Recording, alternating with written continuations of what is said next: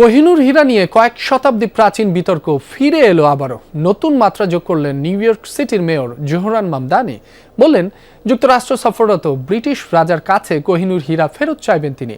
তার এই মন্তব্যের পরই ঝড় উঠেছে সামাজিক যোগাযোগ মাধ্যমে। উপনিবেশিক ইতিহাসের কলঙ্ক আখ্যা দিয়ে ব্রিটিশ রাজমুকুটের গর্ব কোহিনূর হীরা ফেরতের জোরালো দাবি তুলেছেন অনেকে। সিলন টি রপ্তানিতে শীর্ষে। মুঘল সম্রাট পারস্যের শাহ, আফগান শাসক, শিখ মহারাজা এবং ইস্ট ইন্ডিয়া কোম্পানির হাত ঘুরে কোহিনূর হীরা শোভাবর্ধন করছে ব্রিটিশ রানীর মুকুটে। বিখ্যাত কোহিনূর কেবল একটি রত্ন নয়, উপনিবেশিক শোষণের প্রতীক হিসেবেও বিবেচনা করা হয় এই হীরাকে। বিশেষজ্ঞদের মত অনুযায়ী ১৩০০ শতকে ভারতীয় উপমহাদেশে আবিষ্কার হয় কোহিনূর।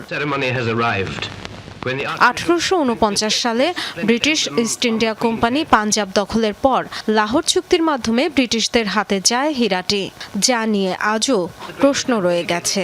১০৫ ক্যারেটের হীরাকে পরবর্তীতে আরও তীক্ষ্ণ রূপ দেয়া হয় এবং ব্রিটিশ ক্রাউন জুয়েলসে যুক্ত করা হয়। বর্তমানে লন্ডন টাওয়ারে সংরক্ষিত কোহিনূর খচিত মুকুট।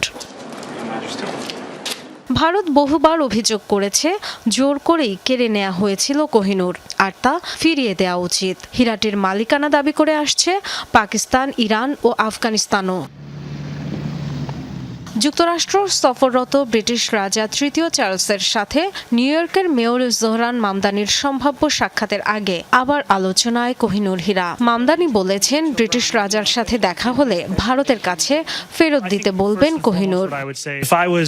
আমার যদি ব্রিটিশ রাজার সাথে আলাদাভাবে কথা হয়, সম্ভবত আমি তাকে উৎসাহিত করব কোহিনূর হীরা ফিরিয়ে দেওয়ার জন্য। রানী দ্বিতীয় এলিজাবেথের মৃত্যুর পর থেকেই সামাজিক যোগাযোগ মাধ্যমে জোরালো হয়েছে কোহিনূর ফেরতের দাবি।